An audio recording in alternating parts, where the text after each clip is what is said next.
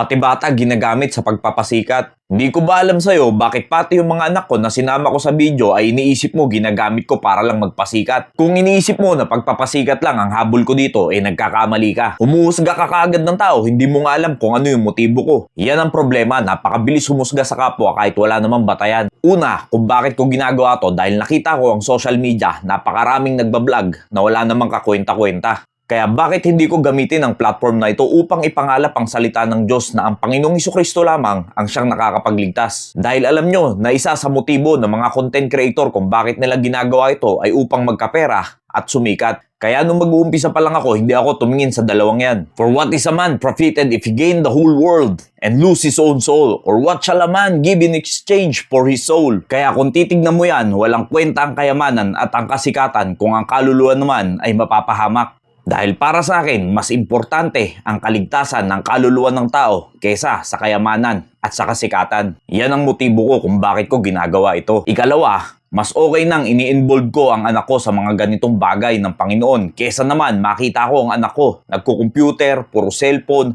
nagmumura, hindi marunong rumispeto sa magulang, hindi marunong sumunod at palasagot pa dahil bakit hindi natuturuan ng tamang disiplina at tamang paglakad sa Panginoon. Train up a child the way he should go, and when he is old, he will not depart from it.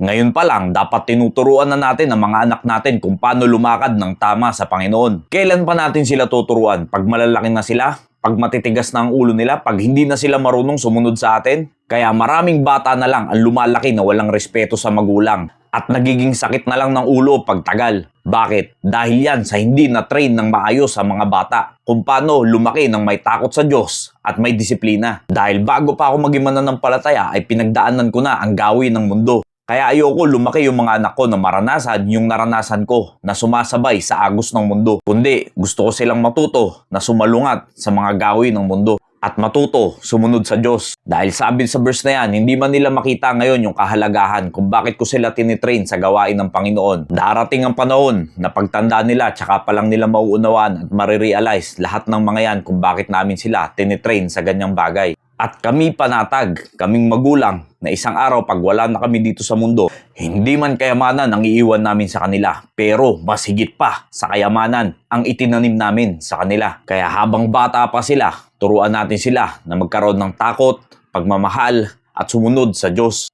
Habang kaya pa natin silang turuan dahil pag yan ay malaki na, mahirap na silang turuan. Kaya mga kapatid ko sa pananampalataya, kung tayo ay gagawa sa Panginoon, siguraduhin natin tama ang ating motibo at tama ang ating puso. Not with eye service as men pleasers, but as the servants of Christ, doing the will of God from the heart. Tandaan nyo, hindi dapat tayo gumagawa para lang magpasikat sa tao, kundi dapat ginagawa natin yan na naaayon sa kalooban ng Diyos na may tamang puso. Dahil ang iba, ang ginagawa lang nila ay para ma-please nila ang mga tao. Tayo, hindi dapat tayo gumagawa para lang sa mga tao, para lang ma-please natin sila, kundi dapat ang ating napi-please ay ang Diyos. Dahil kung tayo ay gagawa ng may maling puso sa Panginoon, ay masasayang lang yan, kaibigan. Yung tipong nakikibahagi ka sa gawain ng Panginoon pero ang motibo mo naman ay para lang ma-recognize ka nila at ipakita mo sa kanila na ikaw ay may ginagawa na. Yes, sa mga tao mapapansin ka niyan, pero sa Panginoon, hindi yan mapapansin. Dahil dapat yan ay ginagawa natin